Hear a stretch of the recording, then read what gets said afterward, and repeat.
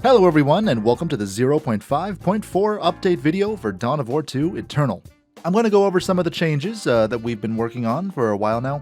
I apologize this update took so long. The update actually grew to be much bigger than I had anticipated, and coupled with that was the fact that, of course, I'm balancing a full-time job around developing this mod, so it is taking a little longer to get things done than I might like.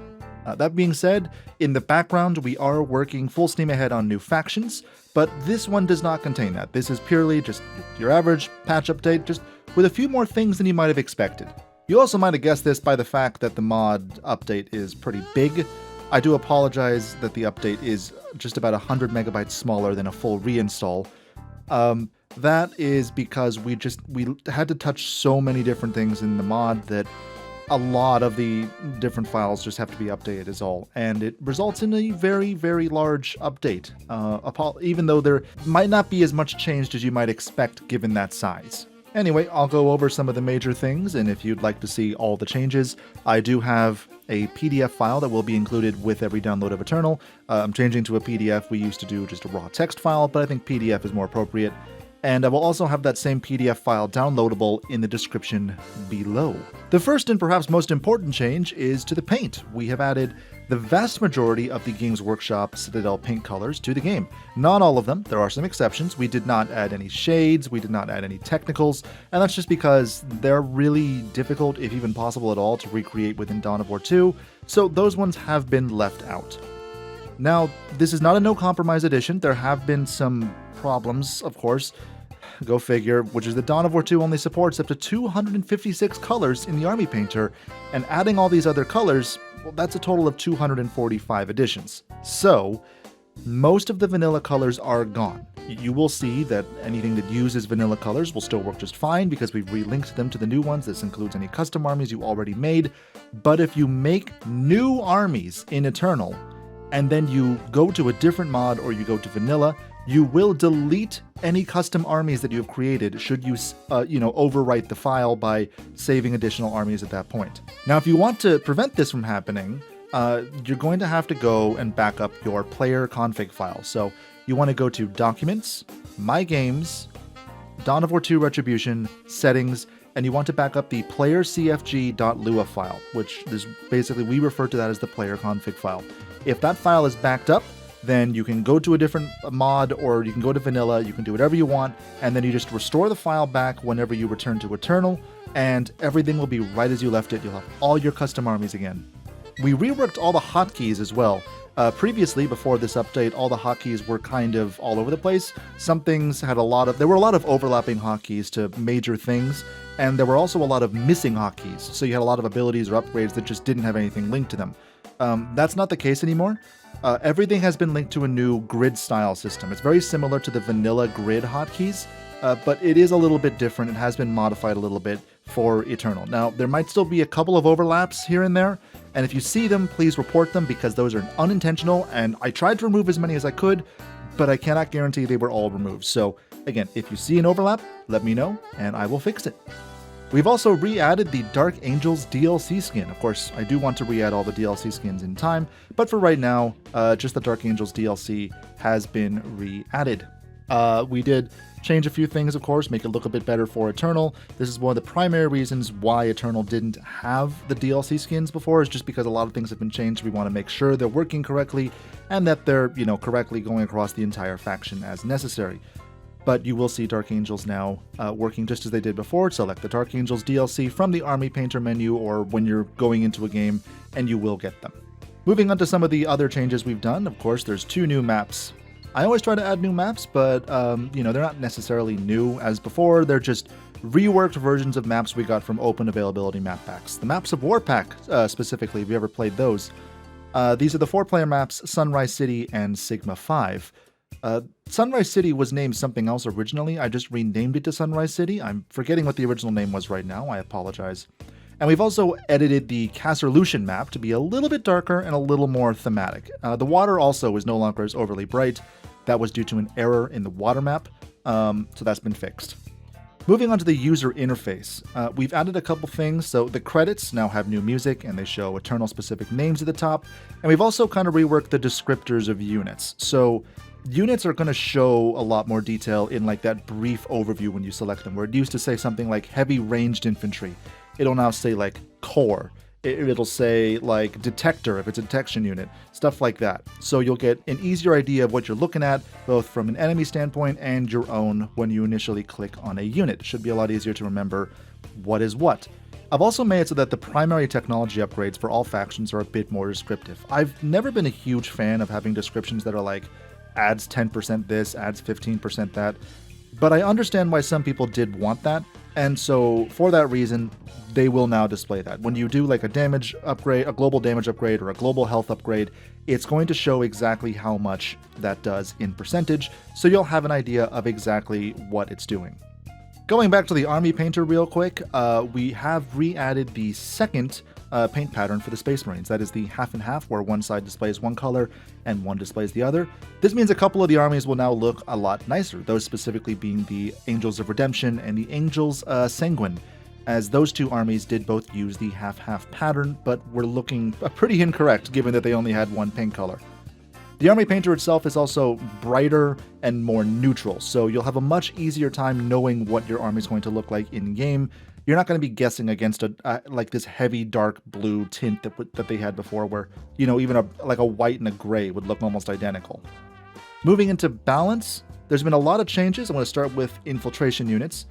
Infiltration units, like if they're specifically infiltrators, we're talking scouts, we're talking rangers, things like that, they will no longer get detected by any enemy units. They will now only be detected by specific detectors, think like how Dawn of War 1 did it, but detectors are a little bit more common here. Every turret is a detector, the HQ is a detector, and there's also quite a few detectors on each faction. So, as an example, for the Imperial Guard, the Commissar is a detector, the Commissar upgrade on the Lord General, the Inquisitor is a detector, and the Scout Sentinel is a detector, just as an example. And you will see detector on the unit description as well. As I mentioned before, look for that. You will see it. That will let you know that that unit can detect infiltrated units, and it will be able to detect them from further away than units were previously able to really detect stuff. Not from their full sight range, but from like a third to half of their sight range. They'll be able to see infiltrated units.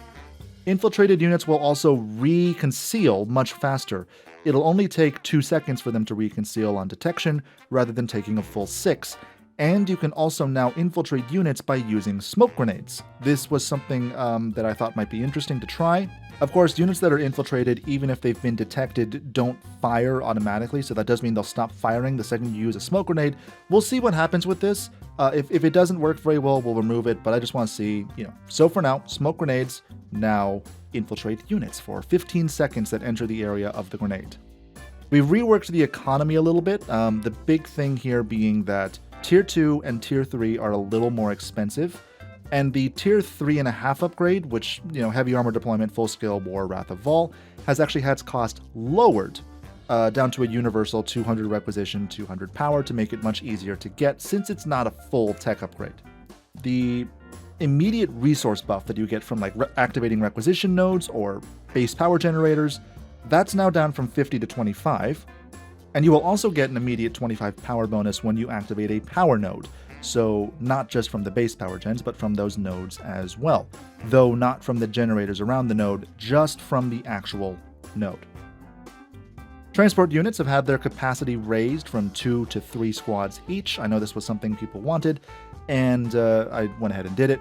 And we've also increased the morale of most units. Now, this is an interesting one. There's a lot of ways to suppress people in Eternal, and there weren't really a lot of ways to work around that. So now we've just made it so that units take a little longer to get suppressed. If it's a weak unit like a Guardsman or a Guardian, it takes about 50% longer to suppress them, which is literally a case of like a half a second or something, but every little bit does count.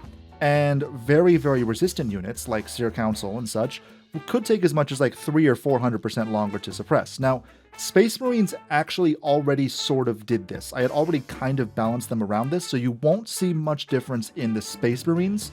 This is more going to affect the other factions, and hopefully make them a little bit more powerful especially against Space Marines, I should say. Another perhaps not too big thing, but something that I personally wanted to do, we've changed it so that walker units, not dreadnoughts, but like the light walkers, so those are the Wasp, which by the way is now named the War Walker, I'll go over that again in a second, and the Scout and Armored Sentinels can no longer bulldoze like walls. They can't just walk through a giant stone wall. They can still bulldoze like sandbags and stuff like that, but the big heavy walls and stuff, they're no longer going to be able to go through those. You'll have to get an actual tank to do that, essentially. Moving on to faction-specific stuff, starting with the Eldar. As mentioned, we have renamed the Wasp to the War Walker. This is mostly because the War Walker is a more universal name, Wasp is pretty faction-specific, and there's a new technology, a global upgrade called Heavy Scouting. This is Tier 2, adds more health and energy to all War Walkers, as well as a new Engineered Wraithbone upgrade, which adds 25% to all Grav tanks, including Supers. Two new war gear upgrades. One is the Wraithseer Distortion Cannon. This is because the Wraithseer no longer starts with a Distortion Cannon and must instead upgrade to it to try and make it a little less overpowered. And the Falcon now has the much sought after Bright Lance upgrade, so you will be able to make anti-vehicle Falcons. The Vol Portal has been moved from Tier 2 down to Tier 1, and it now costs more requisition but less power. We've also moved the Aspect Warrior global upgrades over to the Vol Portal, so it's going to sort of become your tech center now, in addition to your vehicle production center. The War Walker you'll be able to build right at the gate at Tier 1, and its war gear has been rebalanced accordingly, so it should make a little more sense. The Scatter Laser you'll get right away, the Star Cannon you're going to get at Tier 2, and the overly powerful Twin Bright Lances you're not going to get until Tier 3, so that should make it a little bit more balanced. Support platform teams now equip all 3 platforms with their chosen weapon rather than just 2 of them. And this is actually not just a change for the Eldar, this is actually a change for everyone that I forgot about earlier. So heavy weapon squads for the Imperial Guard will also get all 3 of their chosen weapon, and Devastators will also no longer retain a heavy bolter if you have a sergeant, for example. They will instead use nothing but the chosen heavy weapon. So more specialized and less universal, easier to approach, especially for infantry. Wraithguard and Wraithblades have been reverted from light vehicle back to like a super heavy infantry type, which is more close to how they were in vanilla. This, I think, makes more sense to players. There were a lot of people who were confused about why they were firing like plasma shots and bolter rounds at Wraithguards and Wraithblades and doing absolutely no damage. Well, that's why. They were technically considered light vehicles, which meant you were supposed to be using like melt-a-guns and things against them, which I understand, difficult to understand, especially because they look like regular infantry, so they've just been reverted to super heavy infantry, same as Terminators. Their health has been raised, but they will actually die way faster to anti-infantry weapons because of that change, because they are technically classified as infantry, and even Terminators do take much more damage from bolters and plasma than a vehicle does. Striking Scorpions got reworked a little bit, so they now have way more health, but a far lower shield, and they are now considered heavy infantry like Space Marines. So basically to help separate them more from their Howling Banshee and Harlequin compatriots and the other sub-factions, Striking Scorpions will now be your sort of heavy, tanky melee unit. Not as melee as or as heavy as like an Assault Marine is, but definitely a lot more heavy by Eldar standards. And Guardians, Storm Guardians, and Corsairs, just your basic Tier 1 unit, will now all be able to do repairs on buildings and vehicles at half the rate of a Bone Singer. So you will be able to get repairs a little bit easier and a little bit more readily. Moving on to the Imperial Guard, we have a new unit, that is the Assault Chimera. It is unique to the Armored Company, it's a sort of up-armored Chimera, and we've actually got a couple of other Chimera changes I'll go over here in a second. The Assault Chimera has 900 health, has an autocannon instead of the standard multi-laser gun, and the heavy bolter that's mounted in its hull will actually be able to fire without needing a squad loaded inside. So this Assault Chimera basically is going to be a more heavy mainline kind of battle tank that still has the ability to reinforce and transport units, although it can only transport a single squad rather than up to 3.